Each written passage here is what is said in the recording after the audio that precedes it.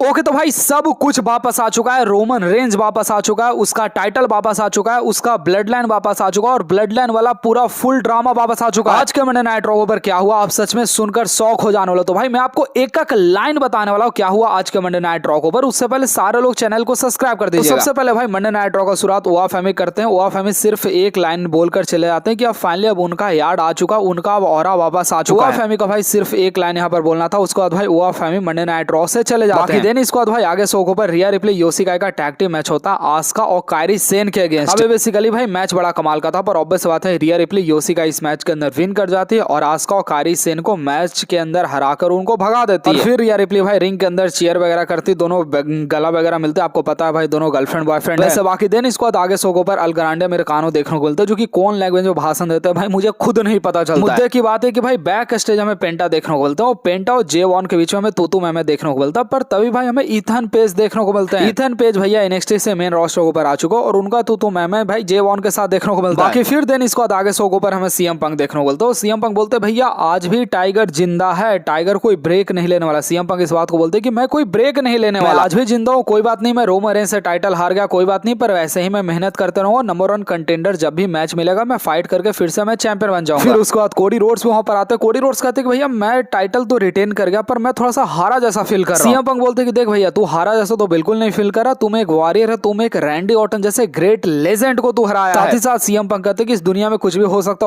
है, मैं तुम्हारा टाइटल के लिए नंबर 1 कंटेंडर बनकर तुम्हें चैलेंज भी कर सकता हूं। भाई यहाँ पर जाते जाते कोडी रोड्स बोलते कि तुम्हें जब भी चैलेंज करना हो तुम मेरे पास आ सकते हो, मुझे चैलेंज कर सकते हो। मतलब सीएम पंक और कोडी रोड्स का फ्यूचर है मैच हो सकता है। बाकी दिन इसके बाद भाई आगे शो पर हमें ईथन पेज का मैच हमें देखने को मिलता है जे वॉन के साथ। डब्ल्यू वाले भाई इस वाले मैच को तुरंत ही ऑफिशियल कर दी थी, पर मैच के अंदर भाई थोड़ा सा गड़बड़ हो जाता है। जे वॉन जो रहते हैं भाई ईथन पेज के साथ फाइट कर रहे होते हैं, पर जाकर रूसेफ के ऊपर अटैक कर देते क्योंकि भाई रूसेफ रिंग साइड के मतलब बाहर वहीं पर खड़े थे और इनका ऑलरेडी पहले से पंगा चल रहा था। तो सबसे पहले भाई ईथन पेज इस मैच के अंदर विन करते हैं सक्सेसफुली, भाई जे वॉन को इस मैच के अंदर हराते हैं और फिर भाई एंट्रेंस होता हमारे रूसेफ का। रूसेफ भाई अपना सबमिशन मूव वगैरह लगाकर जे वॉन को यहाँ पर मार देते हैं। फिर भाई एंट्रेंस होता है यहाँ पर पेंटा का, पेंटा ज्यादा कुछ कर पाते, ईथन पेज भाई उनको छेड़ देते जिसके कारण भाई पेंटा भी कुछ यहाँ पर रूसेफ का बिगाड़ नहीं पाते। फिर रूसेफ भाई अगला इलाज यहाँ पर पेंटा का करते हैं। तो देखने में ये लग रहा है कि ईथन पेज और रूसेफ का साथ आपको जोड़ी डब्ल्यूडब्ल्यूई कंपनी के अंदर आपको बहुत जल्द देखने को मिल सकता है। ये जोड़ी सच में कमाल का होने वाला है। बाकी भाई जिस तरीके से रूसेफ जे वॉन को सबमिशन मूव लगाए थे सेम उसी तरीके से पेंटा को भी सबमिशन मूव लगाते हैं। बाकी दिन इसके बाद आगे शो पर तलविंदर देखने को बोलता है। देखो भाई तलविंदर क्या बोलता है क्या करता है, भाई आकर पटाखा छोड़कर चला जाता, तो इसके बारे में बहुत ज्यादा डिस्कशन नहीं करूंगा। बाकी आगे शो पर हमें लिव मॉर्गन देखने को बोलता है। भाई मेरे को लगा शायद से भाई रकेल का हिल्टन होगा, पर रकेल ने भाई लिव मॉर्गन को हिल्टन अभी फिलहाल नहीं किया। लिव मॉर्गन बड़ा कमाल का स्पीच देती है। लिव मॉर्गन बोलती है कि देखो आज मैं इतना सक्सेसफुल हो गया हूं, मेरे पास टाइटल आ गया, इसके पीछे का श्रेय कहीं ना कहीं मतलब स्टेफनी को ही ज्यादा, क्योंकि स्टेफनी ने मुझे इतना हौसला दिया, स्टेफनी ने मुझे इतना ज्यादा हौसला दिया कि मैं फिर से टाइटल विन कर पाई, ओल्ड लिव मॉर्गन को फिर से वापस लेकर आया और अब वो फिर से अब करंट है फुल पावर के साथ वापस आ चुका है, कोई भी उनको कुछ भी बिगाड़ नहीं सकता है। भाई हमें एनएक्सटी से हमें सोल रुका, आपको पता है भाई एनएक्सटी के अंदर एक काम करती है, अगर आपको नहीं पता, ये आकर भाई आकर सीधे लिव मॉर्गन को मैच के लिए चैलेंज कर देते हैं और एडम पेयर आकर इनके मैच को भी ऑफिशियल कर देते हैं। अब देखो इनके बीच में जो भी बातचीत हुआ मैं बहुत ज्यादा बताने नहीं वाला हूं, सिंपल भाई आकर टाइटल के लिए चैलेंज मांगती है, आकर एडम पेयर मैच को ऑफिशियल कर देते हैं। मुद्दे की बात है कि भाई मंडे नाइट रॉ पर हमें लिव मॉर्गन सोल रुका का मैच देखने को मिलता है। ये मैच बड़ा कमाल का था, पर ऑब्वियस बात है भाई रकेल और रॉक्सन प्रेज इस मैच के अंदर डिस्ट्रैक्शन क्रिएट कर रही थी, इसलिए सोल रुका भाई रिंग के अंदर जाती है और आकर रकेल और रॉक्सन प्रेज दोनों के ऊपर जंप कर जाती है। पर भाई इनकी एनएक्सटी की कोई दुश्मन आ जाती है मेन रोस्टर को। भाई देखो मुझे इस चेमगांडी का नाम नहीं पता, पर भाई ये आकर सोल रुका को बुरी तरीके से पेल देती है और सिर्फ लिव मॉर्गन का काम रहता है पिन करना। लिव मॉर्गन इस मैच के अंदर पिन करके उनको हरा देती है। तो कुल मिलाकर भाई सोल रुका मेन रोस्टर के पहले मैच के अंदर भाई अपनी किसी दुश्मन के वजह से हार चुकी है। बाकी आगे शो पर भाई हमें ब्रॉक लेसनर का बहुत सारा वीडियो देखने को मिला। भाई ब्रॉक लेसनर का बहुत सारा वीडियो दिखाया गया और सच में भाई ये बहुत ज्यादा इमोशनली था, मतलब मैं क्या सही बताऊं ना, तो ब्रॉक लेसनर जब रिटायर हुआ था ना, मैंने भाई एक वीडियो रिकॉर्ड किया था, जब मैं वीडियो रिकॉर्डिंग कर रहा था मतलब वॉइस ओवर कर रहा था, भाई आप नहीं देख पाओगे मैं कितना रो रहा था, मतलब मैं कभी दिखाऊंगा आप लोगों को, बहुत बात दिखाऊंगा। बाकी भाई पॉल वन भाई मतलब मैं कभी इमोशनली मैं कभी रोया नहीं हूँ भाई, मतलब मैं ब्रॉक लेसनर के लिए रो गया भाई, बहुत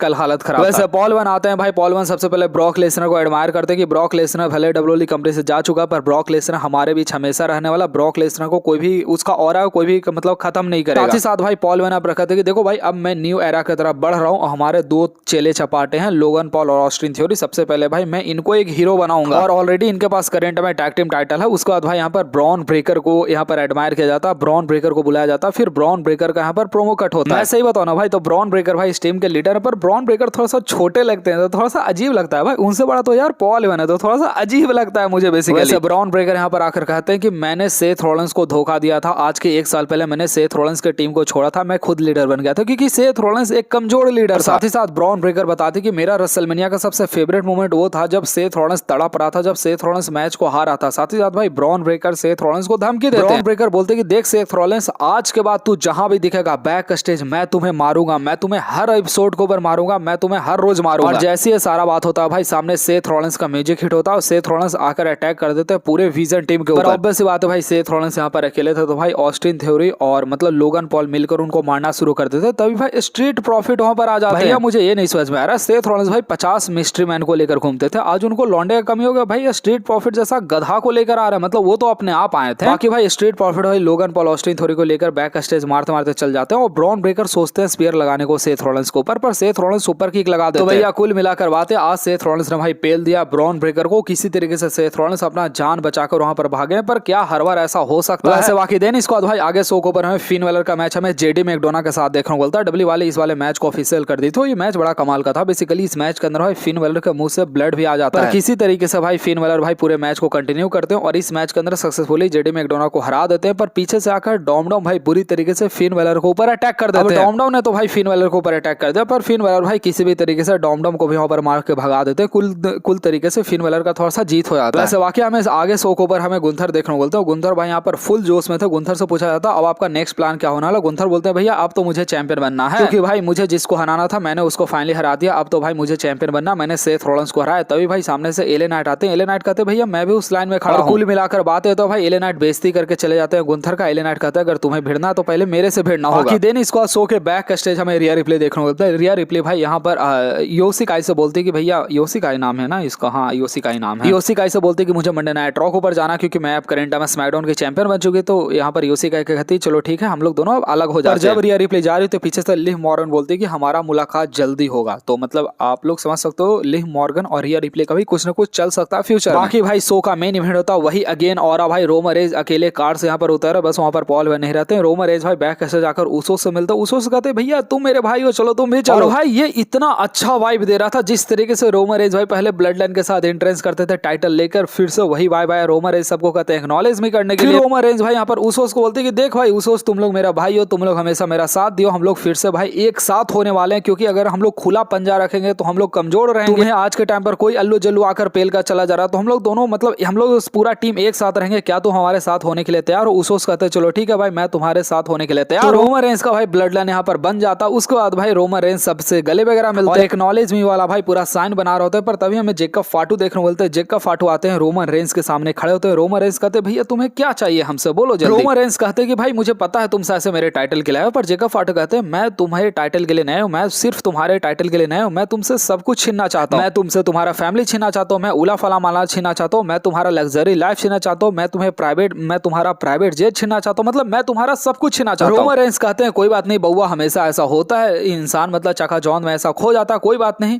जेकब फाटू कहते हैं भैया मुझे तुम्हारे साथ मैच चाहिए बैकलैश के अंदर। रोमन रेंज कहते हैं बाबू कोई बात नहीं मैं तुम्हें वो भी दे दूंगा, पर क्या तुम इस टाइटल को संभाल पाओगे? क्या तुम इस ऑरा को हैंडल कर पाओगे? तुम्हारे पास 1 हफ्ता का टाइम है, मैं अगला हफ्ता फिर आने वाला हूं, और अगर तुम इस सारा चीज को संभाल सकते हो तो तुम्हें एक काम करना होगा, जब हमारा तुम्हारा बैकलैश के अंदर मैच होगा तो तुम्हें मुझे एक्नॉलेज करना होगा अगर तुम हार जाओगे। मतलब वही ब्लड लाइन का पूरा फैमिली ड्रामा पिक वापस आ चुका। हाँ बहुत सारा चीज के बारे में डिस्कस करने वाला नेक्स्ट वीडियो के अंदर, तो वीडियो को लाइक करके चैनल को सब्सक्राइब करना मत भूलिएगा। वीडियो को लाइक करो भाई सारे लोग।